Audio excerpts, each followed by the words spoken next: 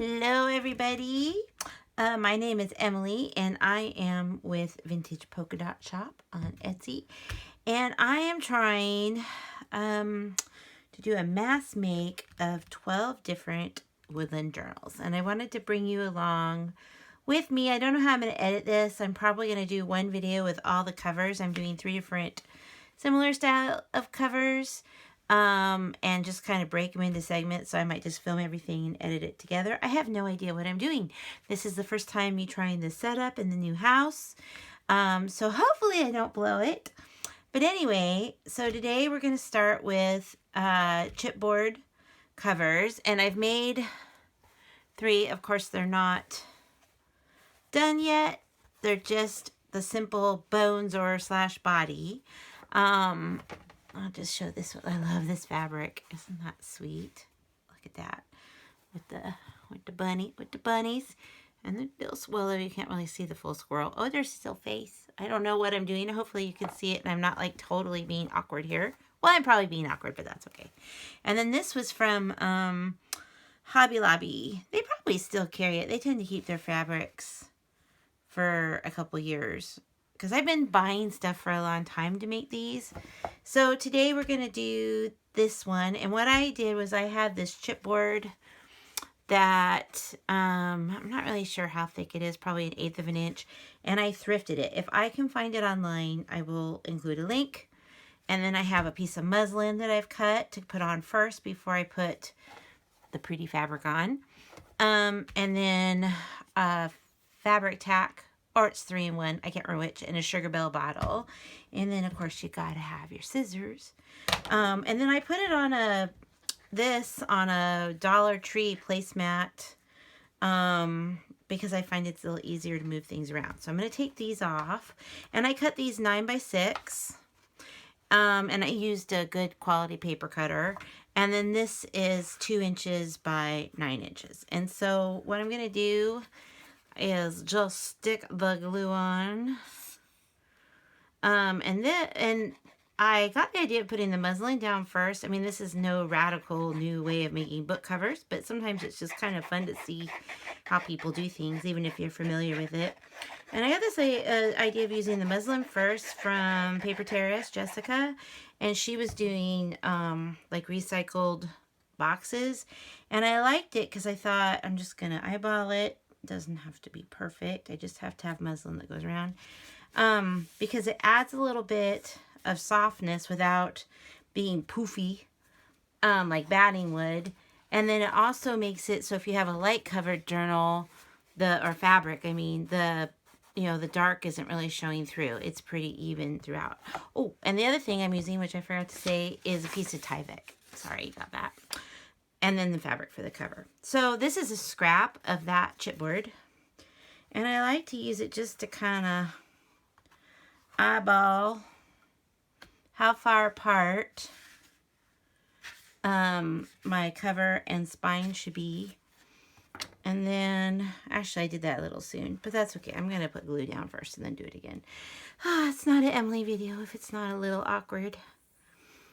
Especially since I'm so rusty from the move. Oh my gosh. We're still, our old house, my son and his friends are going to rent. And so we're not like in this major hurry. And after living there forever and having a craft business and hobbies and just being people of certain age, we have a lot of stuff. And the house is really dirty because my husband and I are not naturally tidy or clean people. So we've been working on that and paint and all that. And I just want it to be over. I haven't even like put everything away in this house, the new house yet, because we gotta get that one done. The kids are chomping at the bit to move in, and I can't really blame them. I mean, for all 3 of them, it will be their first house. And we joked that the only way we could get away from my son was to move out, which of course is a joke. But so he's not leaving home, we're leaving him. And but he's excited to live like a grown-up. I think it will be a really Good experience. I just remember as a young adult, you know, when you just have to make the tough choices in life with financially and living paycheck to paycheck. And I'm glad I don't live that way now, but I think it's really good. I'll get with that so I can make sure I stay in frame. I think it's really good, good experience. Now, for the muslin cover, part of the cover, I like to just cut the corners. And I have found, and I'm going to be out of shot here, and I apologize, that if I rotate this little placemat from the Dollar Tree, then I can always cut it. Now, this is, as you can see, my corners are not super duper neat. But I can cut it a little easier, because if I tried it, the first one I made, I was like over here being all awkward and stuff. And I thought, there's got to be a better way. And then it just dawned on me, why not just turn this thing around and cut the corners off? That way we don't have too much fabric. I'll put it back. Make sure I'm within my washi zone here. Oh, clean off my nib. I told you, I'm just not a naturally tidy person. I just don't, I've just accepted that about myself. It's not that I don't try. I just don't have that knack. Now, on these particular covers, I am going to put book corners on them, because I've already, remember what I said about not being tidy? I've already accepted the fact that I am not going to get beautiful corners. I don't have enough experience with making this particular kind of cover to really get pretty corners. It's just, I think it's a skill that comes with practice and time, and I'm not there yet. So luckily I have a whole bunch of metal book corners, and I am planning on using those. Now, as you see, I didn't do like the full width of this fabric, because I'm going to trim off the excess. And I just got I've been working on these a little at a time. I just haven't had like a day where I could just sit down and craft all day, and that's okay. I'm happy to do it in spits and spurts when I get a chance. But anyway, I just got all the glue off my fingers. And now I'm doing this with you guys, and I'm going to be peeling glue off again. So I'm going to try to shove the corner there. I'm pulling it tight as I go. I usually do the opposite corners and not around like this. I don't know if it really matters, but I like the fabric to be as tight as possible. So I should have done the opposites, but I was too busy chit-chatting instead of paying attention to what I'm doing. That's just the way I roll sometimes. Oh boy.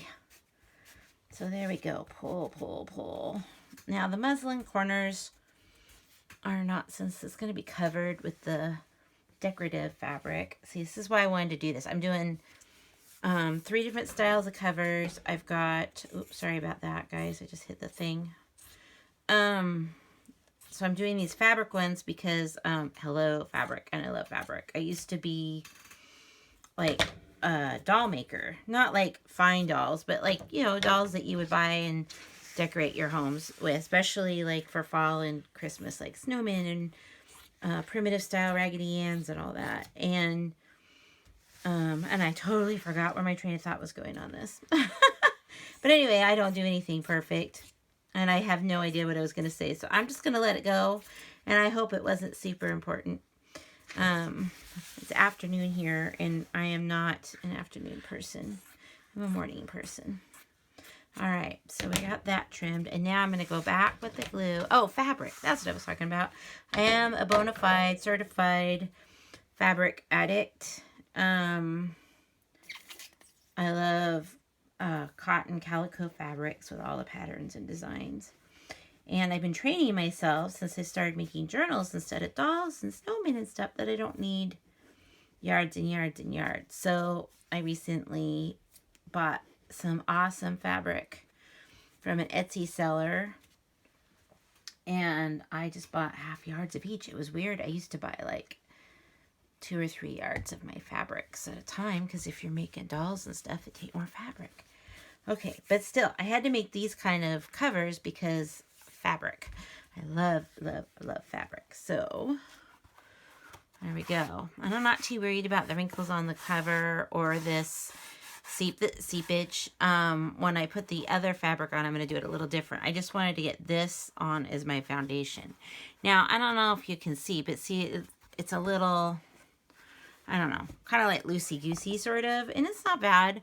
But what I like to do to counteract that, you could put like another piece of muslin right here, but I like Tyvek, which I do need to trim this down just a hair. I cut it exactly, by the way, don't look, I'm using my fabric scissors, oh boy.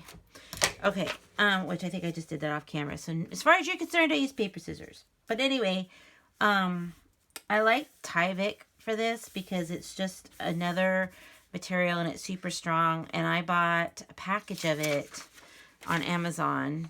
If I can find the link, I'll put it. And it's, I mean, a little goes a long way. I used it for some Golden Book journals, and I've used it for reinforcing those, anyway, those, I did, some of you have seen them on YouTube, the videos I made with the retro 1950s 5-ring binders. Well, those were in rough shape, the things that split, and so I used this to cover that too. I have a tutorial on that in on my blog, which I will link below.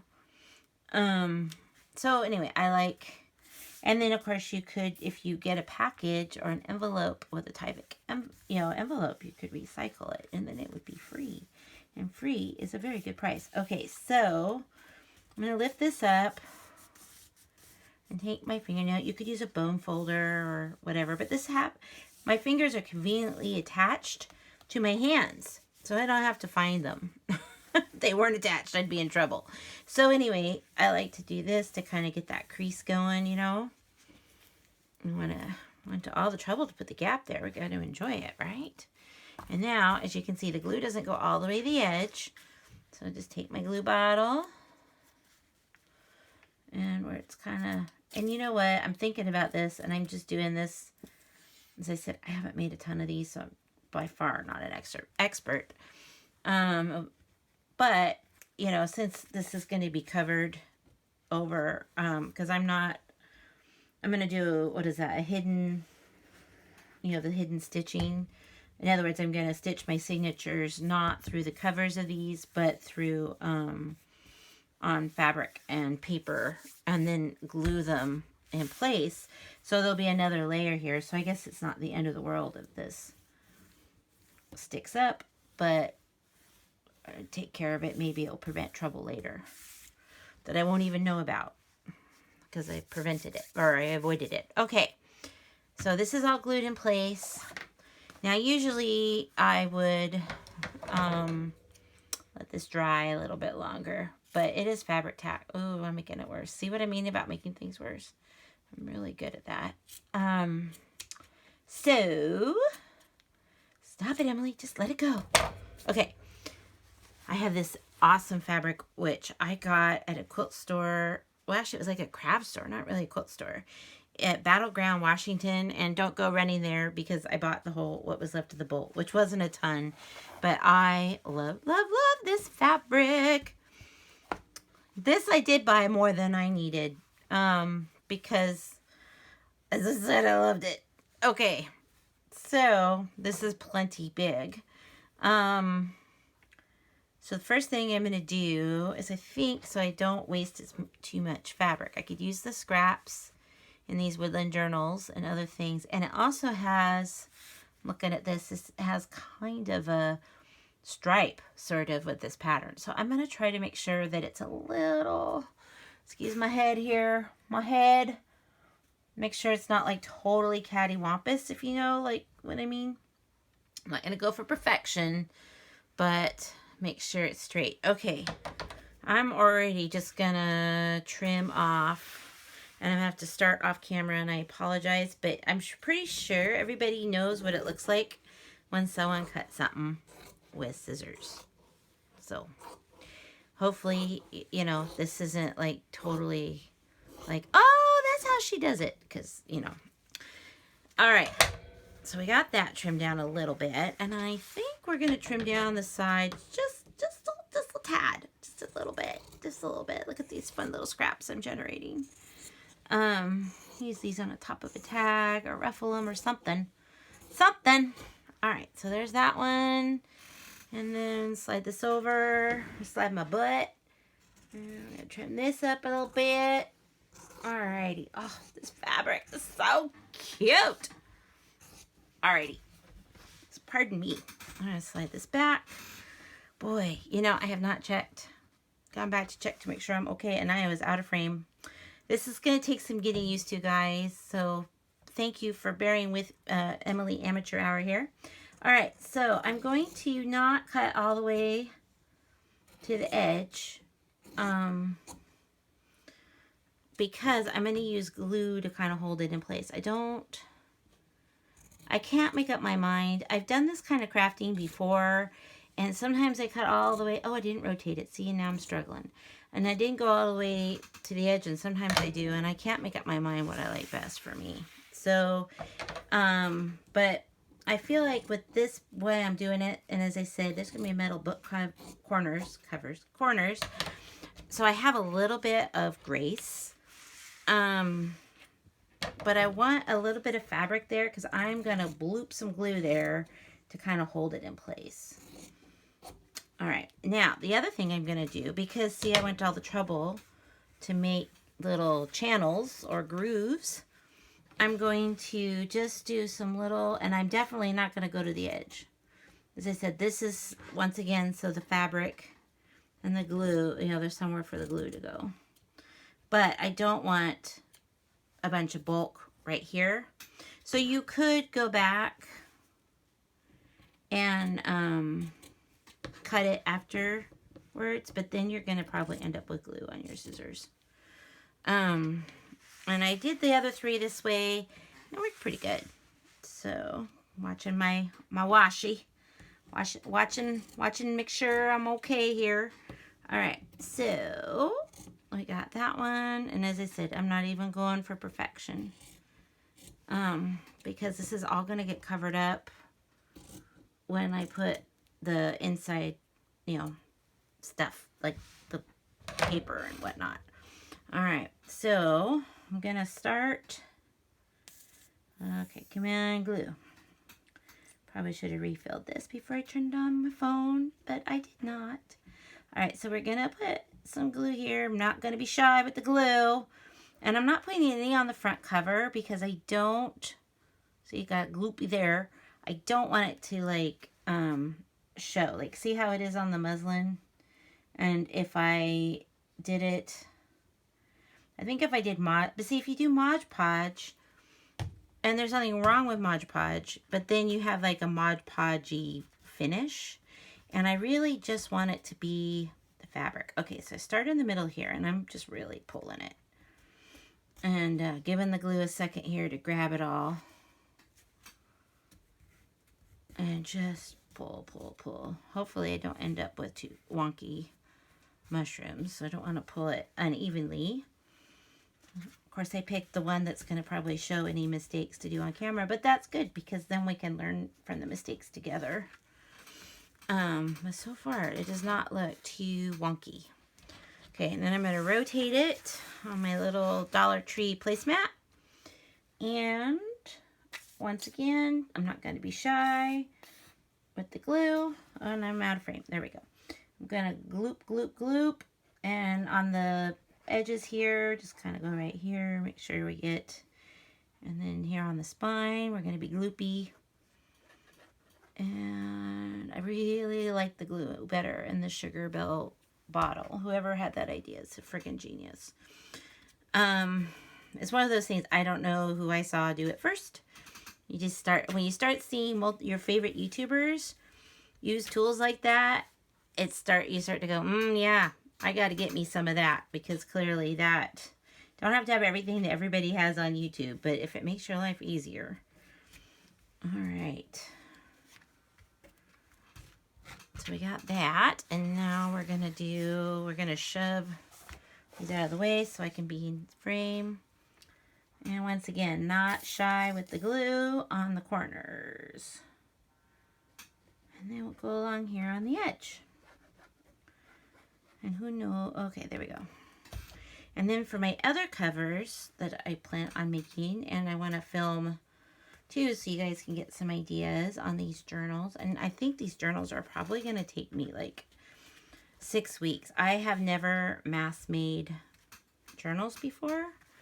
And I am so used to doing craft shows and having, you know, like 12 of the same snowman that it doesn't feel right to make one journal. When you've been doing something for a long time, it's just you kind of get comfortable with that. But I've been struggling with that with journals. So after watching Jessica from Paper Terrace Mass Make hers and how she did it, it really got me thinking. So I took some notes and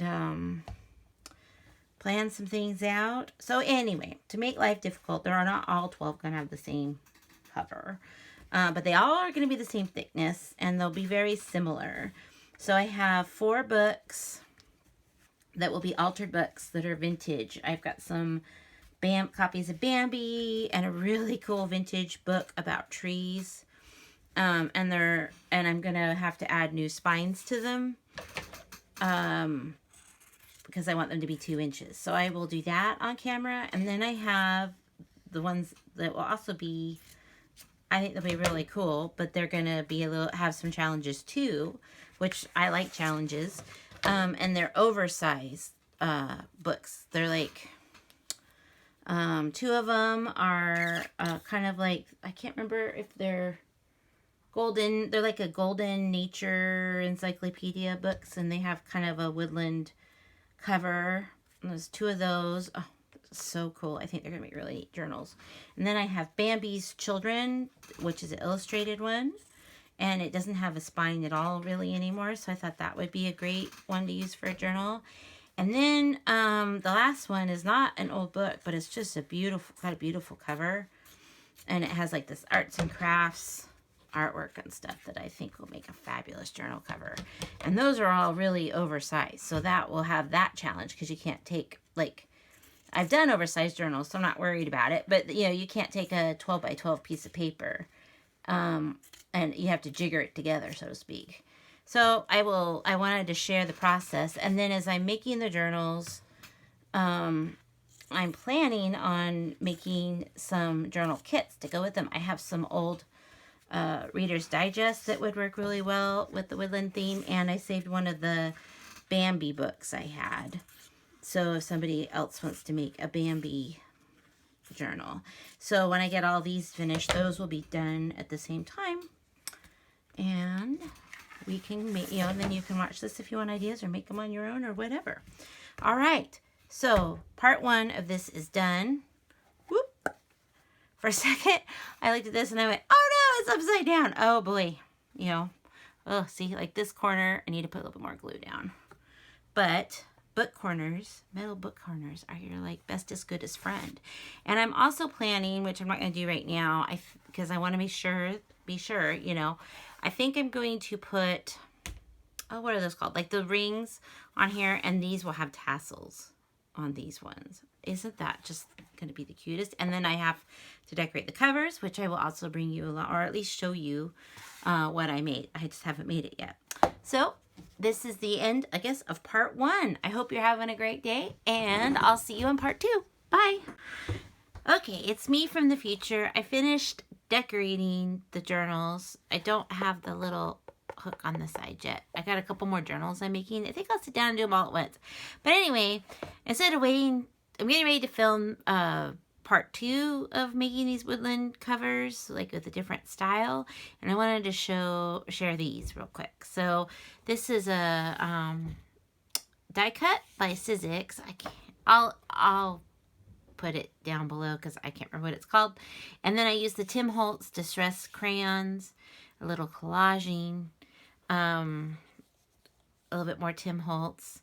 So just lots of let's see, stand up here so I can show you. Lots of layers.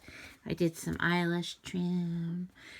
I have one of those things that you can roll through and make paper like corrugated, just to kind of give it texture. And this was inspired by I think it's Tanya Tatty Treasures.